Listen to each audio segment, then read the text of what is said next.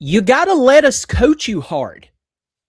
Yeah, that's a video that's going around Instagram, and it's Chad Morris saying it to his players. You got to let us coach you hard. No one is immune from being coached hard. And he even goes on to say, not even coaches. So what does that mean? Well, obviously, everyone needs to be coached hard.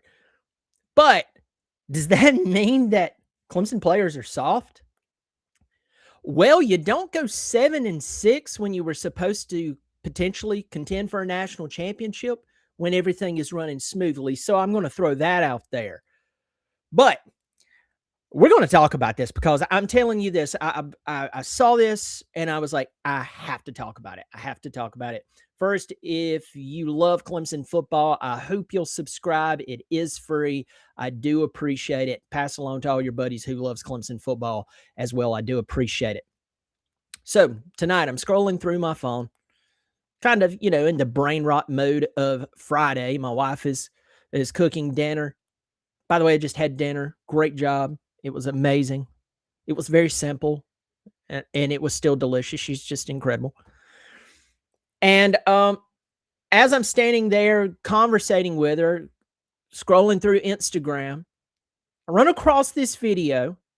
I can't remember if it's the official Clemson site or not, but I'm going to look here and turn the sound down so I don't get a copyright strike. But it's of Chad Morris at practice saying to his players, you have to let us coach you hard. It's on Clemson football's official Instagram.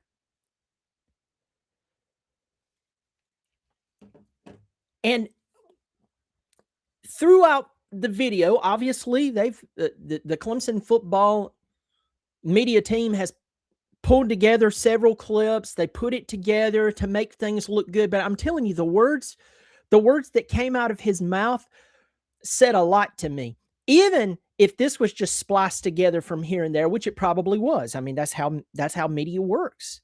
That's what you're supposed to do.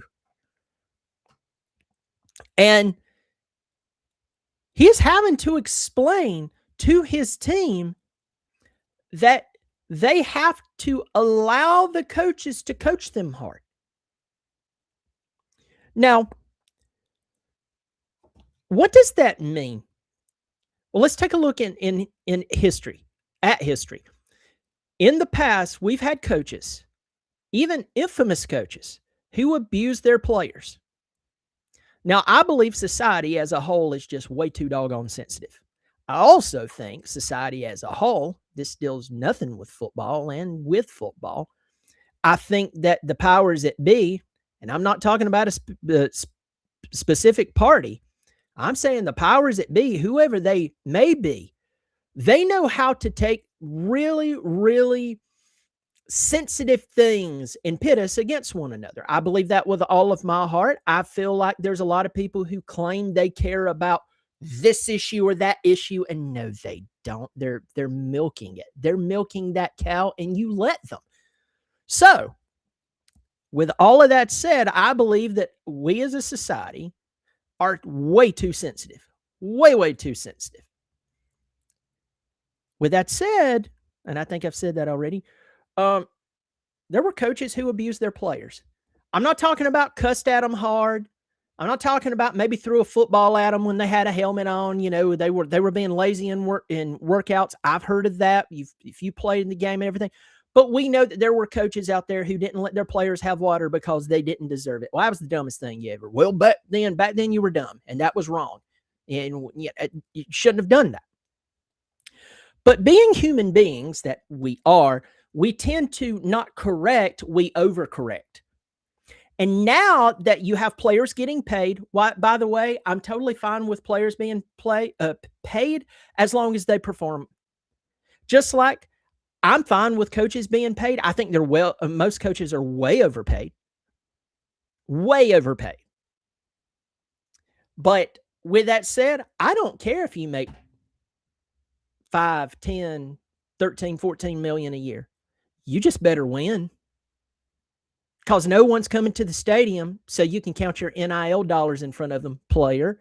And for the coaches, no one's coming there to watch you stand on the sideline. The whole shooting shebang was put together so fans could come watch their team win. So just do your job. With that said, part of the job is coaches have to be able to challenge players. And players have now been so coddled. They were coddled before, and now NIL and the transfer portal. I mean, we're what, 5 or 6 years into this new way of doing things. Players are so sensitive. Like, is he yelling at me? Did you hear him yell at me? I don't know if he heard my NIL valuation. Yeah, man, I'm not doing that.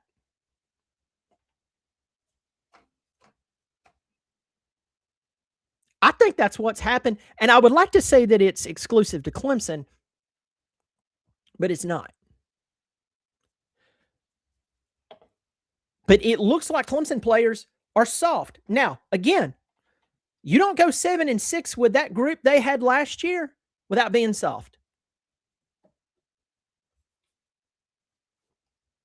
You don't go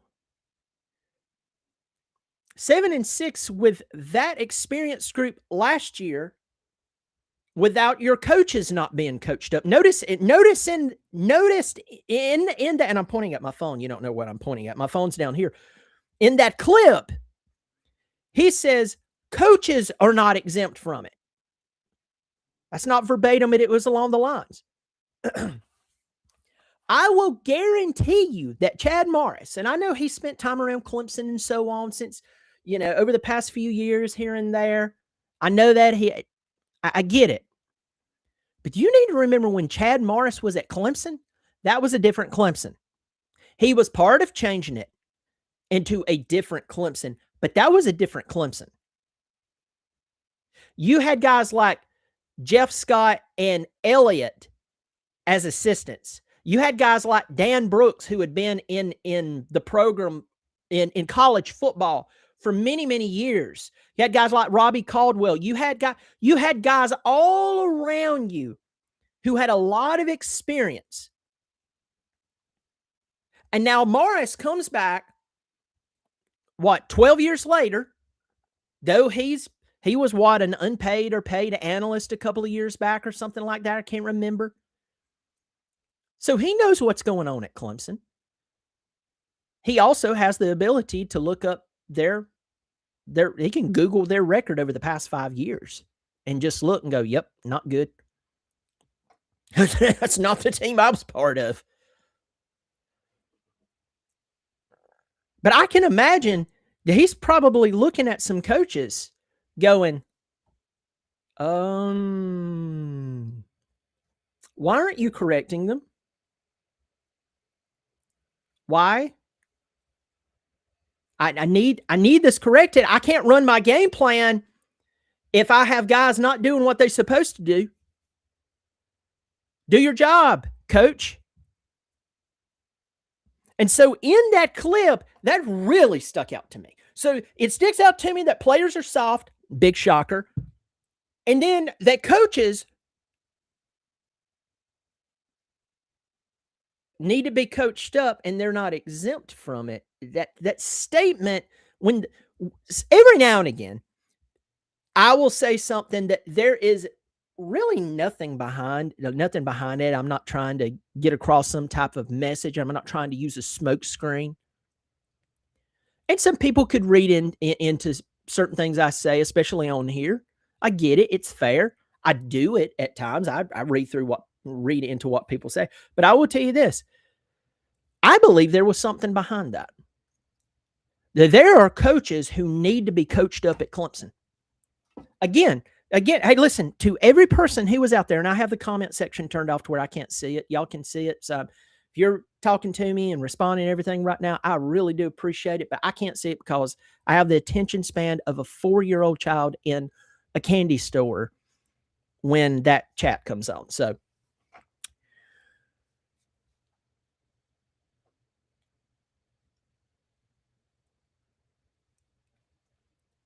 You don't attain 7-6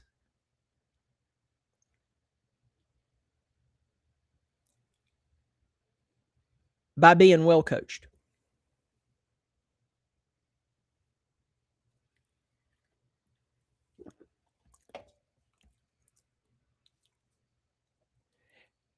And I believe that statement holds a lot more weight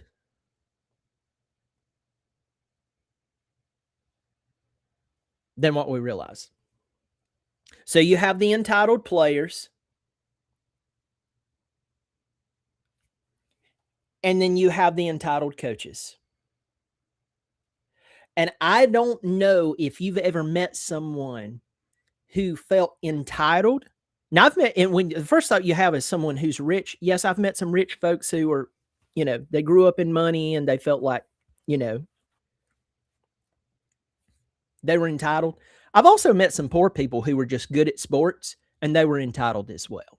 So it really doesn't matter about your, tax bracket. It's a mentality. And so it just sounds like the team is soft. They're soft. So it will be interesting to see if he can make changes. But again, this is kind of like when Tom Allen took over last year. They had their first practices. We wanted to hear what he had to say. And I said this last year. I would love to go into Tom Allen's head and get his honest opinion during his very first 2 weeks of practice. Not the stuff he's going to, and I'm not saying he's a liar or anything like that. I understand that you can't walk up to a press mic and go, yeah, we've got a problem here. He's not going to do that. That would be bad for his business. He'd probably like to keep his job. But I would love to know, I said I'd love to know what he thinks. I would love to know what Chad Morris really thinks. Get him away from everyone, just kind of hanging out, maybe watching a game. He kind of gets comfortable. He starts talking. You go, Coach, I can promise you there, I don't have my phone recording anything. I'm not even looking for something to put on my channel. I'd just love to know. Don't give me the talking points. From when you were back here, you're part of the change, my man. You and Venables. But you had a really good staff around you. You had some solid coaches around you. Tenured. Been around the block multiple times. And then you had promising guys like Jeff Scott and Tony Elliott, who together, I mean, they're just brilliant. Coach, tell me exactly what you think about this. I'm not going to tell anyone. I'll guarantee you he will give credit where credit is due, but he'll definitely tell you Clemson's soft. Again, folks, you don't go 7-6 with one of the teams that has the most production, if not the most production, returning all of college football. You don't go 7-6 without someone being soft. And I'm talking about Charmin soft. And that's how you get 7-6. Get to the comment section here. Let me see. Intelligent Savage 629. Salute. Let's go. Let's get it. Clemson. Smash the like and share the content. Good to see you, my man. Danny D-Rock Mahaffey. Clemson got fat and happy. We are seeing the effect. Good to see you, my man. Good to see you. Big John, supporter of the channel for a long time. Good to see you, my man. Fans are soft too. We are okay with losing. That I have had to do some soul searching. And I want to tell you this, over these past few weeks where I took some time off, went to the Daytona 500, all that bunch of stuff, kind of cleared my head. It's kind of a dead spot. It's a good time to clear my head, for a few weeks. And I realize, I'm going to tell you right now, I am so disappointed in Clemson fans. Not all of them. I'm not going to categorize, because I'm a Clemson fan and I definitely don't believe this way. You're 100% right. Fans are okay with losing. I don't understand it. I don't understand how they're fine with losing. I don't understand how they could see the standard set back when Chad Morris was there. They know what success looks like. And let me tell you, folks, I've said this multiple times, and here we go again. If you listen to guys who I think the best active college football coach, so when I say active, Nick Saban is retired. I know someone's about to type that. Nick Saban is retired. Urban Meyer is retired. The best active college football coaches in Bloomington, Indiana. Prove me wrong. You take the second losingest program in college football history, and in 2 years,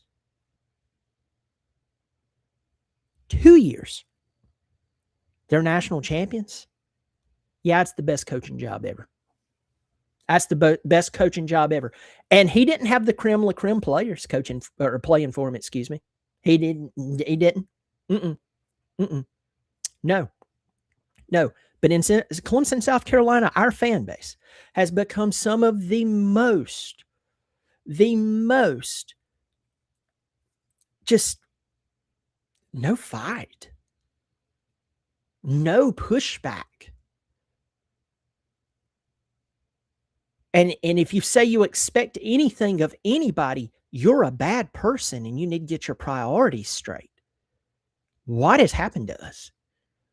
And it is rampant, my friend. It is rampant. Good to see you in here. I did not start at the top. Smokey the Bear, 3,000. Good to see you. By the way, that was Smokey Bear hat right here. Dabo's the problem. Reflection coaches staff. I get what you're saying.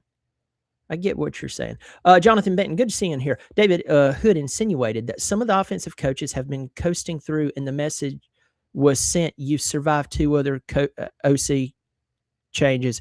You will not survive a third. Well, Jonathan Benton, let's talk about who's been the coaches during this time. Now, folks, when I bring up coaches, I know other people just rip into them and so on, everything, that to each their own. I really don't want to rip into anyone. I don't want to be a jerk to anyone. I'm not trying to attack anyone. That is not my goal. But you can tell the truth and still tick off. But you can tell the truth in the right way and still tick off a lot of people. And I'm afraid I'm going to. Tyler Grisham has been the wide receivers coach since what, 17? Almost every year, a wide receiver who was a freshman who killed it in their freshman year, almost every year since then, in their second year, they're dropping balls you can't explain. Third year, dropping balls you can't explain. But in their freshman year, right out of high school, they're catching everything. Everything. What were we, second in drops last year in all of the country? And here's the thing. Tyler Grisham could be a great guy. I don't know him. This is not a personal attack. I'm talking about coaching. I'm talking about what you just asked me. You can be a heck of a recruiter, but if you cannot develop players, and you've been given a long period of time, it's time to be coached up, or what you're saying, you're not going to survive a third. CJ Spiller loves Clemson with all his heart. CJ Spiller is a legend. Some people has even told me that CJ Spiller is the reason that Adam Randall did so well. I don't know. I will tell you this, the running back room has not made sense in quite a while. And I think someone who is as talented as CJ Spiller, I mean, just natural stuff that God just blessed him with. I'm not saying he didn't work hard. I'm quite sure he did. This guy was naturally born with abilities that other human beings, they just don't have. Even in major college football. To this day, CJ Spiller is one of the best athletes to ever walk into Clemson. Not just in football, walk into Clemson. So I have a ton of respect for him. I just don't know if he's the right guy to be the running backs coach. Richardson. Verdict's out on him for me. But then again, for the past 5 years, we haven't thrown the ball over the middle of the field, and we've had some doggone good tight ends. Davis Allen was fantastic. Barely used him.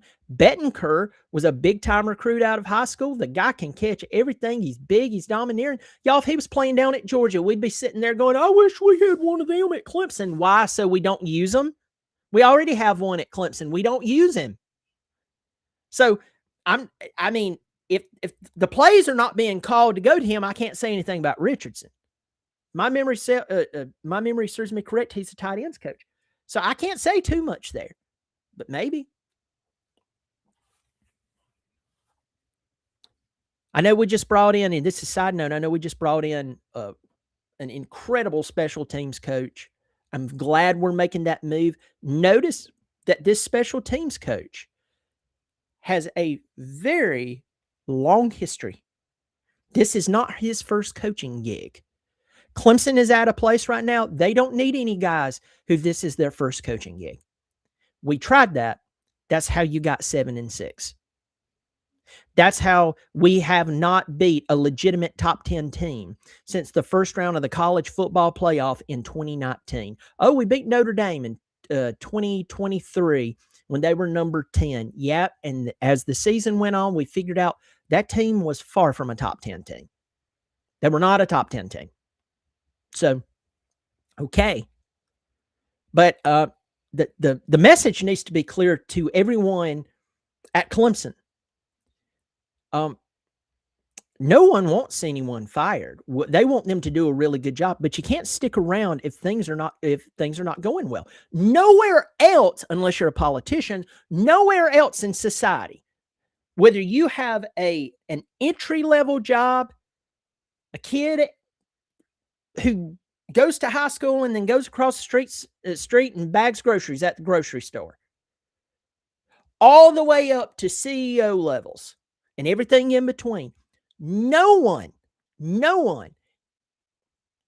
is outside of being held accountable. No one.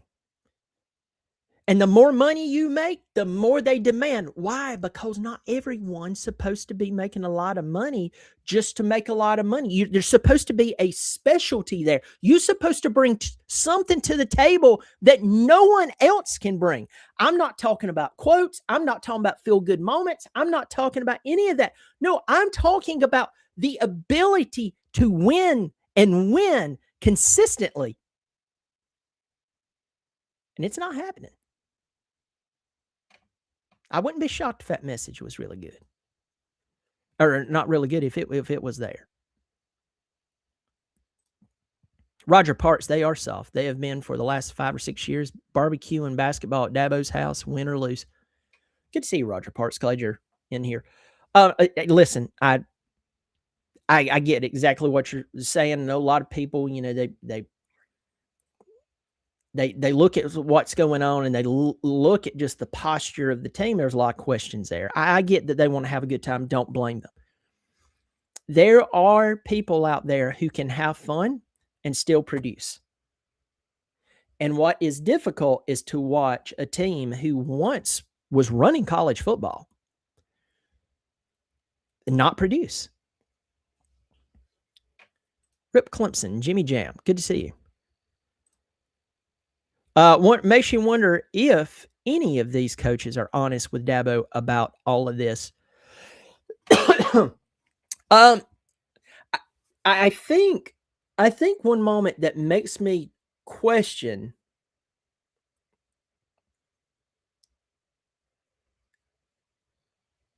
who says what and when is when Dabo was told or suggested to by someone on his staff. I don't know if it was general manager. I don't know if whoever it was. We need to go into the transfer portal and we need to pull a quarterback for this coming season. And from all reports that I heard, and it's swirling around the Clemson community, that conversation got really loud. So I will tell you this. I don't know what goes on behind Clemson or behind the closed doors at Clemson. I don't. And between you and I really don't want to. I really don't want to be too close to someone at Clemson because I might start not telling the truth because, well, we're kind of friends and this, that, and it. You see how that just happened right there? That can happen there as well. And so for me, I look at it and I ask myself, Um, well, if they know that it's not going to be met with open arms, they're not going to give suggestions. And then there's some of them, I don't think they have a suggestion to give. I don't think that I question if they even know how to coach at this level. Hence, you get 7-6. Hence, you go 10-4 the year before. Oh, we made it to the college football playoff. You lost every big game you played. You got hammered by Georgia. You got hammered by Louisville, who was not amazing. They weren't terrible, but they were not amazing. At night, at home, the worst loss you'd had since 2013. You got beat by South Carolina, who was a good team that year. And you went to Texas in the first round, lost by 14 points, and returned home like you were war heroes with a 14-point loss. You don't get that. You don't get that with coaches who can impact their position. Not Clemson related, but love NASCAR. Who's your favorite driver? Kyle Larson, the champion. Kyle Larson. He can drive his brains out. That guy is. I was at Charlotte the night in 2021. He won the race. I've never seen this since. He won the race, and second place was his teammate, Chase Elliott. I like Chase Elliott. He beat Chase Elliott and his teammate. He won the race with over a 13-second spread. He won the race by 13 seconds in Charlotte and did it almost all night. It was wild. I've never seen anything like that. But that's a long track. That's a super speedway, and guy can drive. He's crazy. Bells05 says Kirby Smart's best active coach. You know what? Kirby Smart. In fact, right now I'm putting together a best active coach list for my other channel, and I'm working on that video right now, so y'all be looking for it. But I went through several coaches. Kirby's my number 2 on the list. Kirby's my number 2 on the list. But here's the thing: Kirby versus Cignetti. I know you're going to say he has 2 championships. Yes, he has 2 championships. I'm talking about the overall coaching job. When Kirby took over Georgia, they had, I believe, 2 back-to-back 10-3 football seasons, and they were just sick and tired of being this close, so they got rid of Rick. They hired him. He went 8-5 in his first season. Second season got them to the national championship. They lost to Tua and Alabama. It was a really good deal. Of course, the back-to-back championships in 21 and 22. Kirby can coach, right? I'm not taking that away from him whatsoever. With that said, it ain't nothing. And I don't mean this offending all my Georgia fans out there. I know I have a lot of Georgia fans who watch me. Georgia friends of mine I go to church with, if you're watching. Hey. But not talking trash about Kirby. I don't think Kirby could have done what Cignetti did. I don't think Urban Meyer could have done it. I just, yeah. They had me at Indiana, but good to see you in here. Sunshine Cult, they don't want to be seen as a bad fan, so they cheer mediocrity. Yeah, you're 100% sure. Or 100% right. Noah Bug, good to see you in here. My biggest fear for the season is Vizina just being mediocre, but good enough for Dabo to keep him in over Reynolds and Denson.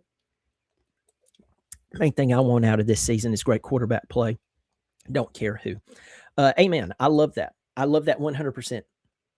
I will tell you this. That is a fear of a lot of people. And I don't expect much of this season anyway. So we will see. But, one of the reasons that we didn't go to the portal and pull in a quarterback is because if you pull one in, Coach Swinney said if you pull one in, 2 leaves. If Vizina does just good enough to keep the job, but it's not, it's another 6-6 season, another 7-5 season, another 8-4 season, somewhere in there. Reynolds and or Denson will transfer. Denson for sure will transfer unless they have him locked up in some sweet NIL deal to keep him there, which I don't know why you would keep him there and pay him not to play him.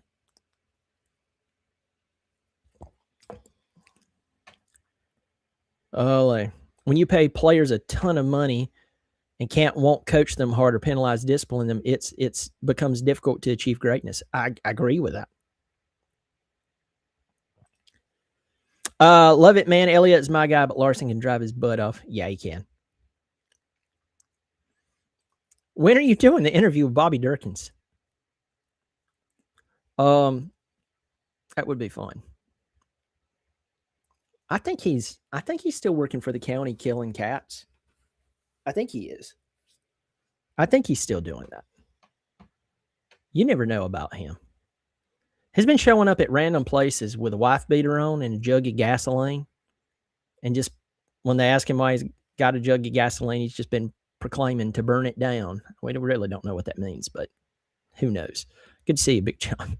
Judy, Will Sweeney be gone 2030? Be gone. Oh, I get what you're saying. I thought you were talking about his son, Will. I think one of his sons is named Will.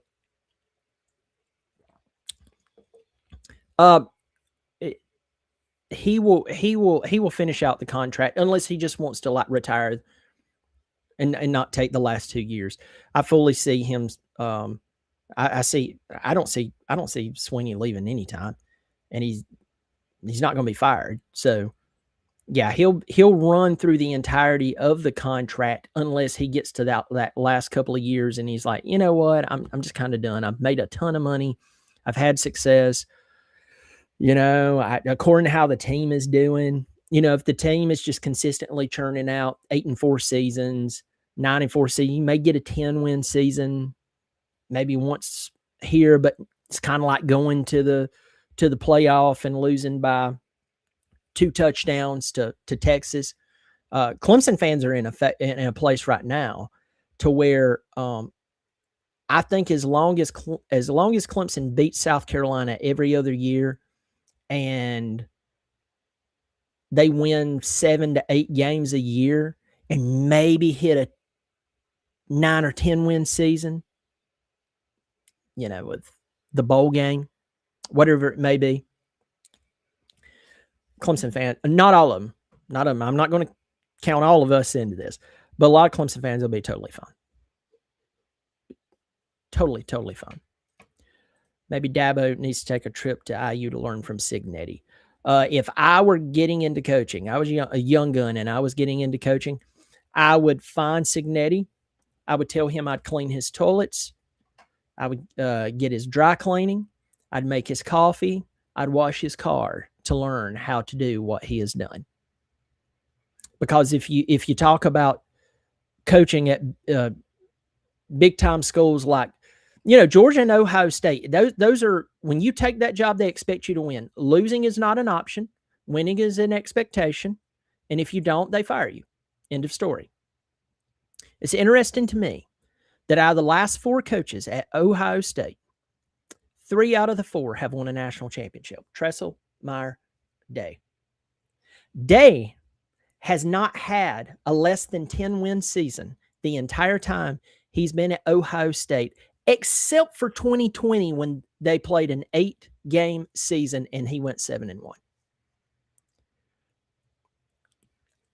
He knows they'll fire him. Kirby Smart, probably, he's totally fine. I think he's totally fine. But you let him start losing a bunch of games, they'll fire him.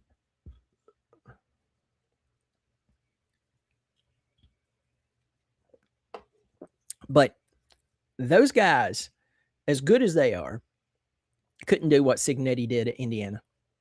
I just don't believe it. And this is a rarity. I mean, this is like watching a unicorn get struck by lightning while winning the lottery. Yep. That's what just happened this year. But 2 years in a row of excellence and then capping out for the national championship, I truly believe that Signetti is the best active college football coach because he is currently winning with all of this chaos going on. All of this chaos is going on.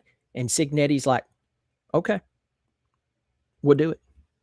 Tiger Tom, I see you actually are still on the air finally. As the British I once worked with used to say, where have you been?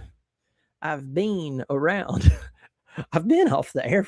I think I did one video within the past 2.5 weeks, just because there's really nothing to talk about. I'm tired of griping. I really am, y'all. I am tired of griping. And then I'm not one of those guys like if the house is on fire, I go and find something, to be happy about. Well, guys, at least that tree right there is looking good. I mean, I know we're all homeless. Maybe we can stretch some tents, or maybe some tarps around the tree. We can live around the tree now. I'm not that guy. Never have been.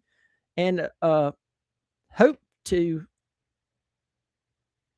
goodness I never do. Predict Cignetti as future Alabama coach. That is if he keeps it up. I don't know. We'll see. That'd be interesting if you did. All right, folks, there's 75 of you in here. I hope we have 75 thumbs up because, hey, it helps people find my videos on YouTube. Yeah, this entire world of YouTube is just massive. So the thumbs up helps. Hope you will subscribe if you like what I'm doing. Subscribing is free. Next up, before we go, I want you to drop a comment and let me know, what do you think about this? Yeah, you believe Clemson players are soft? Do you believe their coaches are soft? Drop the comments in here. Drop the comments in here. Let me know your thoughts. Name names if you want. It will be fun to read. Well, hey, I hope y'all have a good evening. If you're watching this in the future, I hope you're having a good